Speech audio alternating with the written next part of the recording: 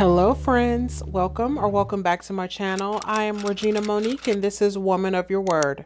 Today we're going to be doing some more Bible journaling and I have a new Bible today. It's the Illustrating Bible by Dayspring and I'm so excited to paint in this Bible. I actually got it maybe back in October. It's been a while. I've had it a while. And I'm going to do my first entry in it today.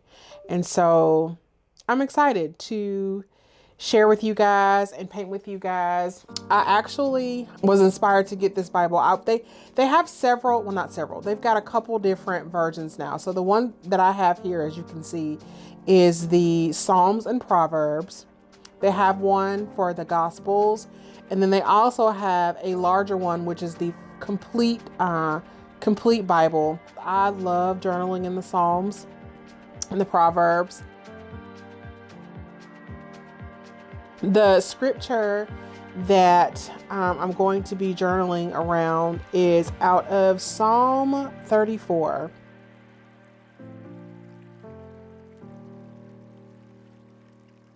And this is going to be our inspiration.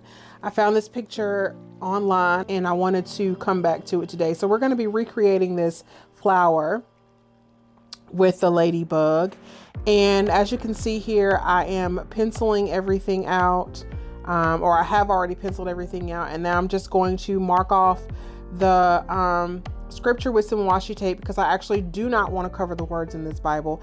I think I'm going to stick to acrylic paint in this Bible. I haven't heard or seen any good reviews on the way watercolor reacts to this paper. And so I think this Bible is just gonna have acrylic paints. I love acrylic paint because it's really simple to layer and it doesn't bleed through, of course.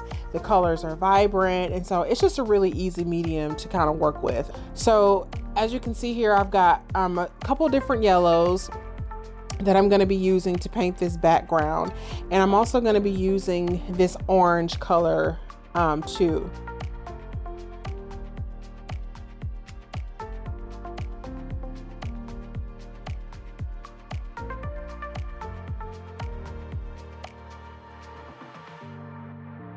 So I'm going to start with this bright yellow paint to do the background.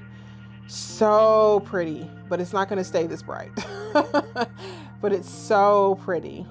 Love this yellow. And I'm just taking a flat brush, and I'm not sure what size it is, but I'm taking a flat brush and I'm just swiping that on. Being careful to not go into the flower, but to really like paint around the edge of the flower. I should have probably painted the background first and then sketched the flower, but oh well, this worked just fine.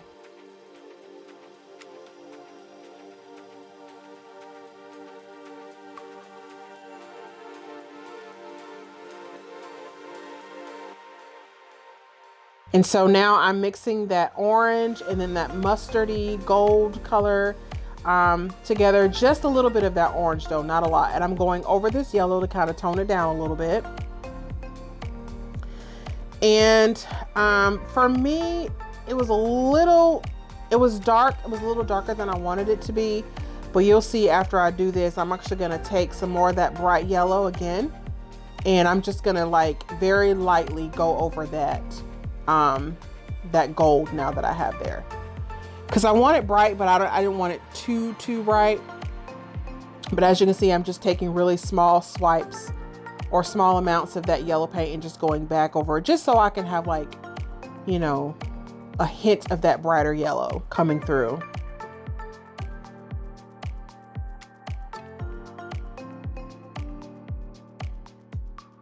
I love that you can do so much layering with acrylic paint.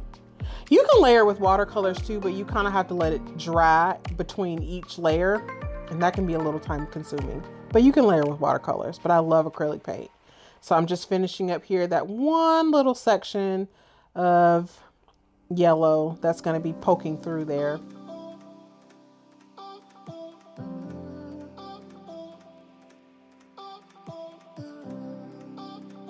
And I don't know if you can tell here, but I actually drew the entire flower. So the the petals actually extend past the tape there, those are going to be erased when I'm done. So I'm taking a brown paint now to do the center of the flower, or the part of the center of the flower. And I'm just taking a normal brown to start, just going along the outside of the flower. Then I'm going to take a tiny bit of black paint and mix it into the brown, just so I can get a, not a black, but like a deep brown color. And it doesn't really pick up well here. You can't really tell. It looks black, but I promise you it's like a dark brown. And I'm just doing that to get that outer edge of that flower. And then I'm going back in with the lighter brown. I really was trying to go for like an ombre effect, because the center of that flower is going to be that golden yellowy color, but I wanted it to kind of fade into that. And you'll see here in a moment when I get that yellow. So I'm kind of ombreing that medium brown with that dark brown. And then I'm going to pick up my yellow paint and do the center. And then with that brown on the edge of that yellow, I'm going to mix it in to kind of give an ombre as well. And I'm kind of doing a tapping, like I'm not swiping it. I'm actually tapping it in with the edge of the brush. Picked up some more yellow there. The center of the flower is the brightest, and then it gets, you know, darker as it goes out to the edge. But I'm trying to just create, see, that's really good there. I'm just trying to create an ombre. You can kind of see how it's kind of fading into that brown.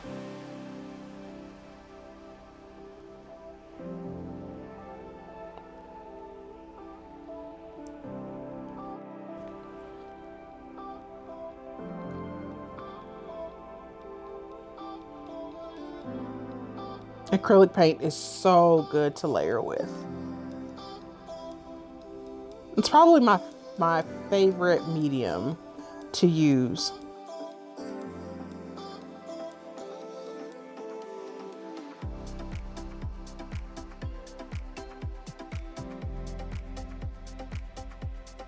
So now I've got my blue here, and I'm going to be painting my petals. I've got 3 different shades of blue, but I'm really only going to use 2, lighter blue and then a darker blue, which I think was ultramarine blue, which is my favorite blue, between that and cobalt blue. But I'm doing the lighter blue first on the petals.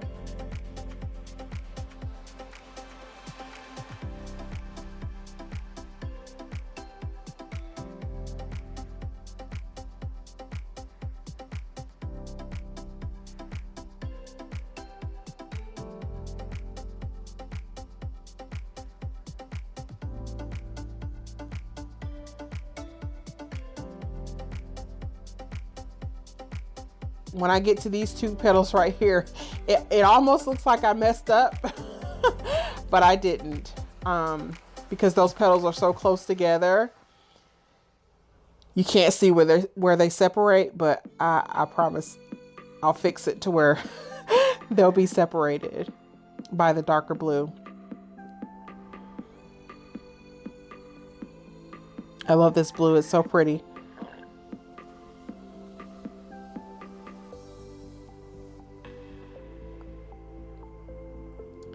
And just finishing up this last one here.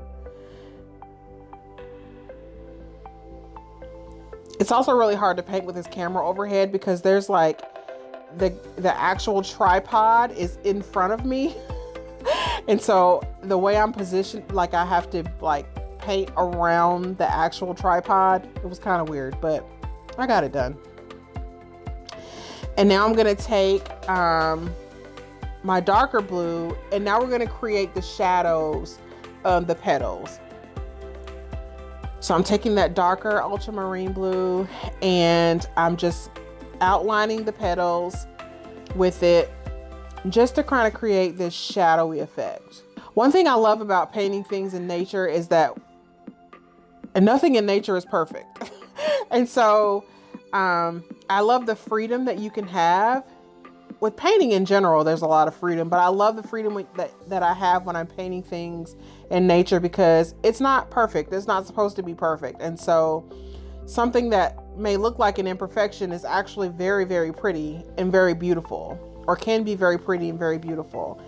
And so there's just a lot of liberty and a lot of freedom with painting things in nature. I'm learning that. But you can see how that darker blue really gives like a shadowy effect on the petals. So I'm doing the same thing on the inside of the petals with that darker blue. And I'm only using a little bit, like I'm not saturating the entire brush. So now I'm gonna take that darker blue and the light blue mixed together, and I'm going to almost create this periwinkle kind of color. Again, giving it that shadowy effect. So not too dark, but just dark enough to where you can see the contrast, where you can see the detail.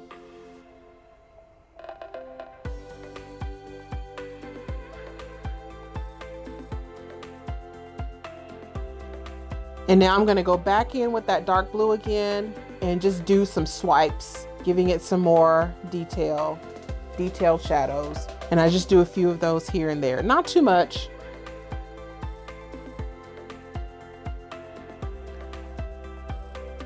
But you can just see how in some places the shadow is heavier than in other places. And now I'm gonna take this green and I'm gonna do the leaves. There are 3 little leaves back there.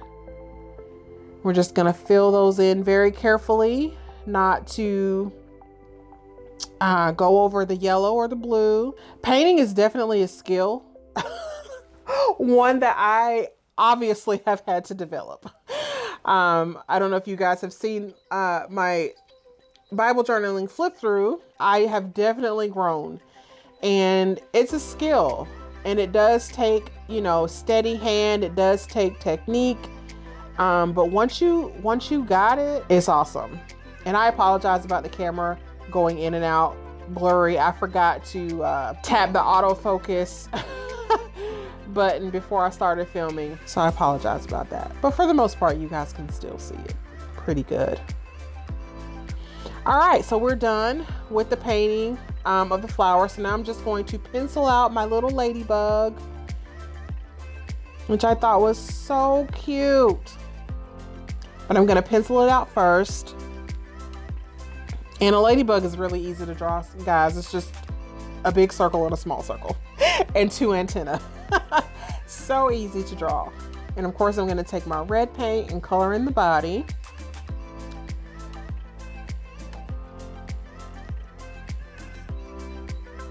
I love ladybugs. I mostly love butterflies though.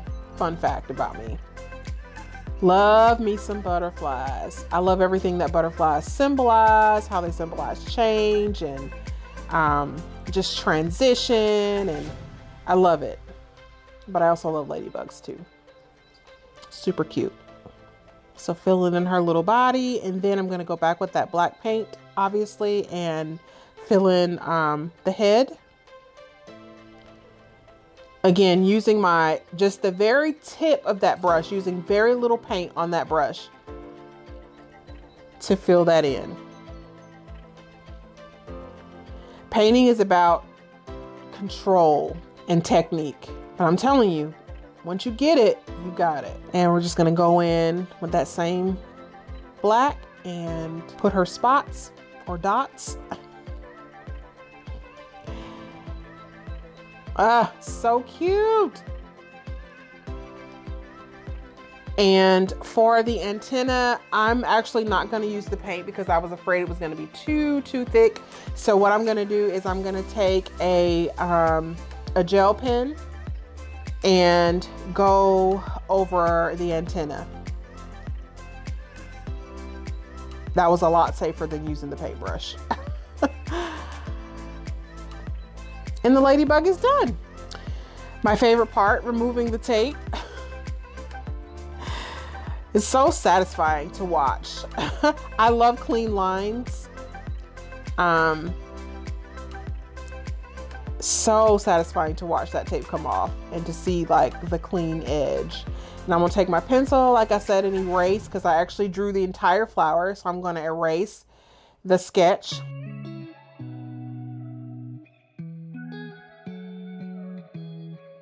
And at the top, you can see where the book number is. Yeah, that right there. I'm gonna fix that. I'm gonna make that line up with the rest of this straight edge. Again, with that yellow, that orange, and that gold mixed together, and just using the very tip of the paintbrush, we're gonna fill that in. So I'm drying it here with my heat tool. And again, all the supplies that I'm using in this video, they're listed in the description box. And now for the fun part. So I'm going to underline the scripture or underline the verse, but I'm penciling the verse here. And you guys have seen me letter a million times. Let me know in the comments if you guys want to see an actual hand lettering video. I've been hand lettering just as long as I have been Bible journaling. And let me tell you, when I started hand lettering, it was not that great. But over the years, I have improved tremendously. So now we're using my Pigma Micron pen. And I think this is a 0.05. But I'm going over that pencil. And yeah, there you have it. This turned out so good, you guys. So good. If you enjoyed this little tutorial, make sure that you give this video a thumbs up and subscribe to the tribe. I love y'all. Bye.